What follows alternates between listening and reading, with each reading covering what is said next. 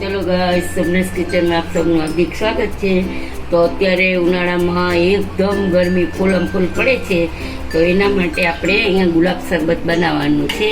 તો જુઓ, અહીંયા મેં 1.5 લીટર ઉપર થોડુંક પાણી છે, તો પાણી મૂકી દીધું છે ગરમ થવા, અને આપણે ફ્રેશ ગુલાબનું જ ઘરે બનાવશું, એટલે અહીંયા મેં ગુલાબની પાકડી એકદમ સરસ રીતે 4-5 પાણીએ ધોઈ નાખી છે।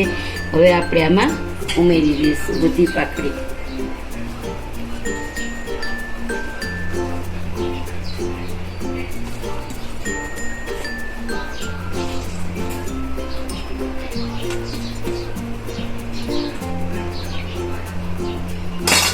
તો જો આ છે ને એકદમ સરસ ઓરિજિનલ ગુલાબ શરબત થશે આપણો।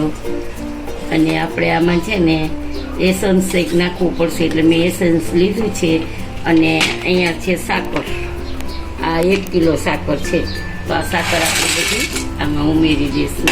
હવે આને આપણે હલાવવાનું છે બસ, અને જ્યાં સુધી એકદમ ઘાટું થઈ જાય ત્યાં સુધી આપણે ચલાવશું। આપણું આ પાણી એકદમ શરબત ઉકળી ગયું છે, અને હજી થોડીક વાર ઉકાળવું જશે। આ બનાવતા આપણને 2.5 કલાક તો થાય જ।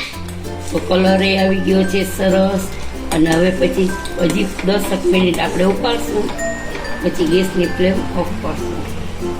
જો ગાઈસ, આ છે હું 1 ચમચી વેનીલા 1 ચમચી ગુલાબનું એસન્સ છે ને એ નાખું છું।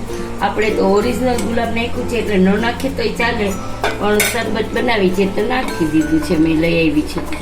તો જુઓ, હવે આપણો શરબત રેડી છે, અને હજી ઠંડો થશે ને ત્યારે ઠીક થઈ જશે।